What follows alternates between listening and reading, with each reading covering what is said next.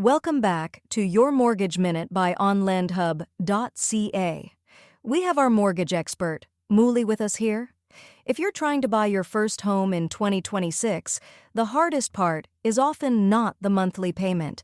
It's finding the cash to get the deal done. Today we're talking about how first-time buyers can stack the first home savings account, the home buyer's plan, gifted funds, and closing cost planning without missing a step. Mouli, what does a smart down payment stack actually look like? It starts with understanding that the down payment is only one piece of the purchase puzzle. A buyer in the Greater Toronto area can qualify on income and still get stuck because they have not planned for land transfer tax, legal fees, inspections, title insurance, and moving costs. A realistic first-time buyer plan has to answer three questions. How much cash do I have? How much can I pull from registered accounts?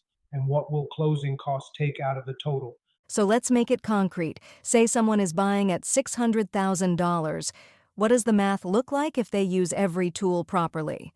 For a $600,000 purchase, the minimum down payment is 5% on the first $500,000, which is $25,000 plus 10% on the remaining $100,000, which is $10,000.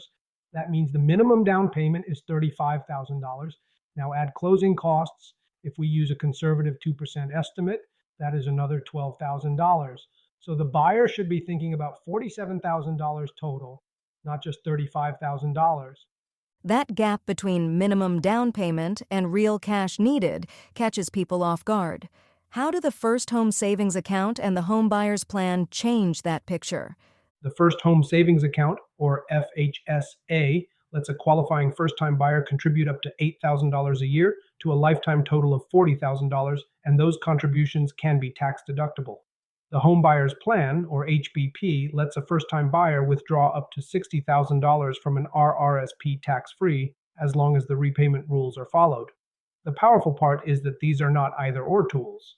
Used together, they can create a much larger purchase fund than a normal savings account alone. Give me a second example with real numbers. How would a buyer combine those accounts with cash savings? Let's say a buyer has $20,000 in savings, $30,000 in an FHSA, and $30,000 available through the HBP.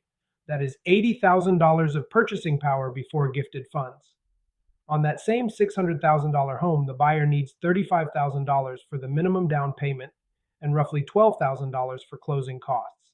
They would still have room left over for emergencies or moving expenses. The point is that this buyer is not just qualified, they are financially organized. What about the common mistake people make when they try to use all of these tools at once? The biggest red flag is treating every dollar as if it can go toward the down payment. Buyers often forget that the lender and the lawyer want proof of funds, and some of those funds need to remain liquid until closing. Another mistake is using the HBP without planning repayment. If someone withdraws $60,000, they need a repayment schedule starting in the second year after withdrawal. If they ignore that, the tax hit can be painful. That is why the purchase plan has to include both the upfront cost and the future repayment obligation. Let's do one more scenario, because a lot of first-time buyers in Toronto are looking at something closer to $750,000. What changes there? At $750,000, the minimum down payment is $37,500 on the first $500,000 plus $25,000 on the remaining $250,000 for a total of $62,500. If closing costs run around 2.5%, that is another $18,750. Now the buyer needs about $81,250 in total cash. This is where the FHSA and HBP become critical because they can bridge the gap between almost there and ready to offer. So how should listeners decide whether they are ready to buy now or need more time? Use a simple framework. First, cover the minimum down payment. Second, cover closing costs. Third, leave a reserve after closing, ideally enough for at least 3 months of housing payments and basic expenses. If a buyer can do all three, the file is much stronger. If they can only cover the down payment and nothing else, they are vulnerable the moment a repair, rate change, or move-in expense appears. That reserve point matters.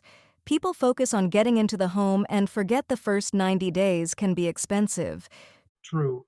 And there is another strategic framework here. Match the source of funds to the job it is doing. Use FHSA money first if you have it, because it is designed for first home purchase savings.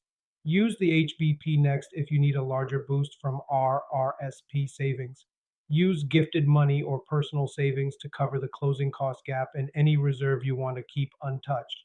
That sequencing keeps the deal cleaner and reduces last minute stress. So the takeaway is not just save more, it is build the stack in the right order, understand the true cash requirement, and protect yourself after closing.